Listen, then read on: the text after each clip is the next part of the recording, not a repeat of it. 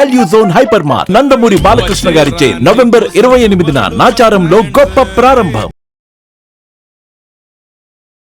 నమస్కారం వంశీ గారు. నమస్తే మేడం. సో ఈ మధ్య కాలంలో మనం చూస్తే చాలా వరకు మంచి మార్క్స్ రావాలి అన్న ఆలోచనతో కావచ్చు, లేదు అంటే టాపర్ అవ్వాలి అనుకునే వాళ్ళే ఎక్కువగా ఉన్నారు.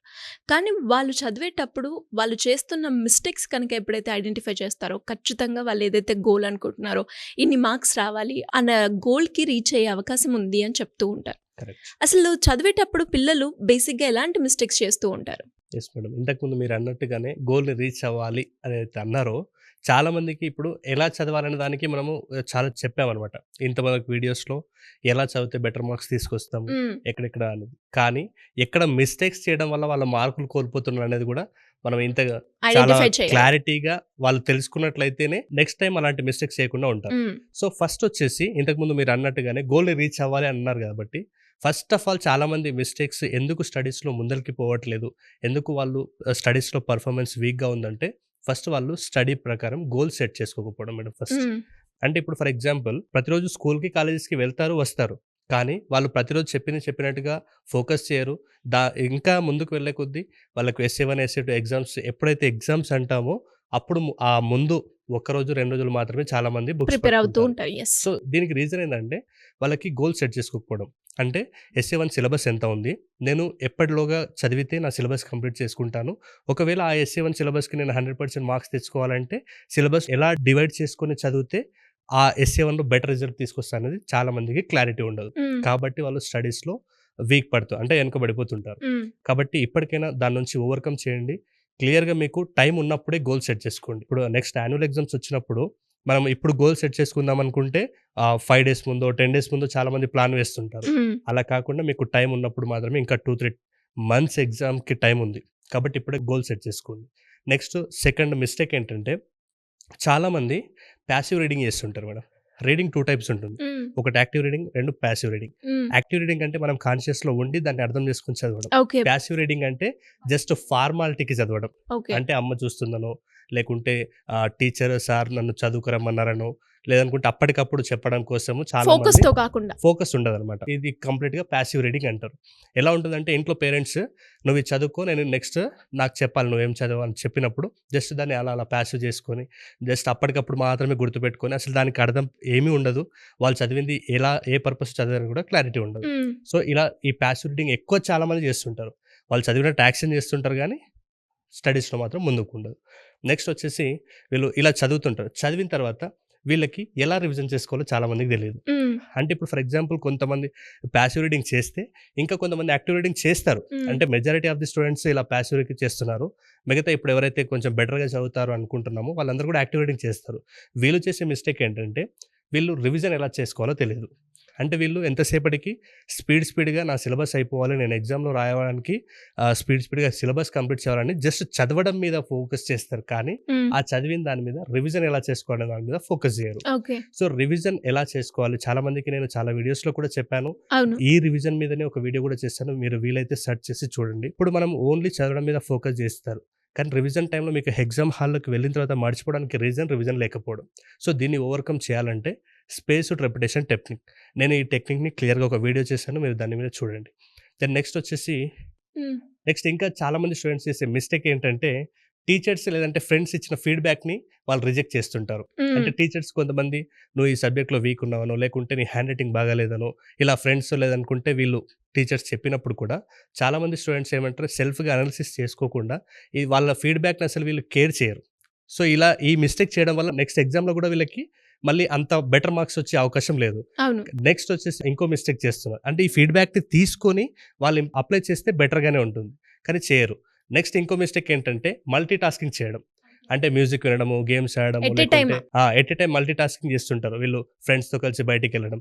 ఎప్పుడైనా మల్టీ టాస్కింగ్ చేసేటప్పుడు మన బ్రెయిన్లో ప్రీపోర్టల్ కార్టెక్స్ అనే పార్ట్ ఆ స్ట్రెయిన్కి గురవుతుంది. సో ఏమవుతుందంటే మనం చదవాలని ఎంత ఫోకస్గా ఉన్నా మీరు ఈ మల్టీ టాస్కింగ్ వల్ల ఏదో ఒకటి మిమ్మల్ని డిస్ట్రాక్ట్ చేస్తుంది, దానివల్ల మీరు చదవడానికి డిలే పడిపోతుంటారు. ఇంకా చాలామంది చేసే మిస్టేక్స్ ఏంటంటే స్టూడెంట్స్ లాస్ట్ మినిట్ వరకు కూడా చదువుతుంటారు ఎగ్జామ్ హాల్ అంటే. ఇప్పుడు మనం చూసినట్టయితే కొంతమంది బైక్లో, ఆటోలో, బస్సులో ఎగ్జామ్ ఇంకొక 1/2 hour ఉంది అంటే కూడా వీళ్ళు చదువుతుంటారు. సో ఇలా చదవడం కూడా చాలా పెద్ద మిస్టేక్ అనమాట. ఎప్పుడైతే నువ్వు లాస్ట్ మినిట్ వరకు చదువుతావో నువ్వు రివిజన్ చేసిన స్ట్రాటజీస్ పర్ఫెక్ట్ ఉన్నట్లయితే లాస్ట్ మినిట్ వరకు నువ్వు చదవాల్సిన పని లేదు. అవసరం ఉండదు. అవును. కాబట్టి రివిజన్ స్ట్రాటజీస్ని పర్ఫెక్ట్గా నేర్చుకోండి, లాస్ట్ మినిట్ వరకు చదవడం అనేది ఆపేసేయండి. హ్మ్. తర్వాత టీచర్స్ ఫీడ్బ్యాక్ తీసుకోండి, మీ స్టూడెంట్స్ మీ తోటి ఉన్నటువంటి ఫ్రెండ్స్ ఇచ్చినటువంటి ఫీడ్బ్యాక్ కూడా మీరు ఇంప్లిమెంట్ చేసుకోండి. అండ్ దీని తర్వాత ఇంకా ఎలాంటి స్టెప్స్ ఫాలో అవ్వాలి అంటారు? నెక్స్ట్ వచ్చేసి స్లీప్ అండ్ ఫుడ్ చాలా ఇంపార్టెంట్ మేడం. హ్మ్. దీని మీద కూడా వీడియోస్ చేస్తాం. ఈ మిస్టేక్ చాలా మంది చేస్తున్నారు. ఎగ్జామ్ ఉంది అంటే ఆ ముందు రోజు నైట్ మొత్తం కూడా మేల్కొని చదువుతారు. నైట్ అవుట్స్ అంటున్నారు. నైట్ అవుట్స్ ఎక్కువ చేస్తుంటారు. దీనివల్ల నెక్స్ట్ ఎగ్జామ్లో వీళ్ళు సరిగ్గా నిద్రపోరు కాబట్టి ఎగ్జామ్ హాల్లో కొంచెం డ్రౌజినెస్ ఉంటుంది, రాయాలనే ఆసక్తి ఉండదు, వీళ్ళ బ్రెయిన్ కూడా యాక్టివ్గా పనిచేయదు. సో ఇలాంటి సిచ్యువేషన్ మీకు ఎగ్జామ్ ముందు రోజు కాకుండా ఉండాలంటే మనం ఈ చెప్పిన క్లియర్ గోల్ సెట్ చేసుకొని దానికి తగ్గట్టుగా మీరు ప్లాన్ చేసుకొని చదివినట్లయితే ఆటోమేటిక్గా ముందరికెళ్తారు. ఇంకా చాలామంది చేసే ఈ నైట్ అవుట్స్ చేయడం వల్ల ఏమవుతుందంటే వీళ్ళకొకటి నిద్ర కూడా సరిగా ఉండదు కాబట్టి ఎగ్జామ్ హాల్లో వీళ్ళ మైండ్ స్ట్రెస్కి గురవుతుంది మేడం. స్ట్రెస్ అంటే వీళ్ళు ఇంకా ఎగ్జామ్ రాయడం కంటే అనవసరమైన ఆలోచన మీద వీళ్ళ ఫోకస్ ఎక్కువగా ఉంటుంది. ఆ టైంలోనే వీళ్ళ మైండ్ మొత్తం బ్లాంక్ అవుతుంది. ఎందుకంటే వీళ్ళు నైట్ మొత్తం చదవడం మీద ఫోకస్ చేస్తారు కానీ మళ్ళీ చదివింది రివిజన్ మీద వాళ్ళ దృష్టి అస్సలు కేటాయించారు. నెక్స్ట్ వెరీ వెరీ ఇంపార్టెంట్, చాలా మంది స్టూడెంట్స్ చేసే మిస్టేక్స్ ఏంటంటే వాళ్ళకి ఈజీగా ఉన్న సబ్జెక్ట్స్ మాత్రమే చదువుతారు. అంటే వాళ్ళకి ఏదైతే స్ట్రెంత్ ఉన్నాయో ఆ సబ్జెక్ట్ మాత్రమే చదువుతారు. కానీ కొంతమంది మ్యాథ్స్ అంటే వీక్ ఉంటారు, కొంతమంది ఇంగ్లీష్లో వీక్ ఉంటారు. సో ఇలా వీక్నెస్గా ఉన్నటువంటి సబ్జెక్ట్స్ కూడా చదివితేనే వాళ్ళకి ఆ సబ్జెక్ట్లో మార్క్స్ తీసుకురాగవచ్చు.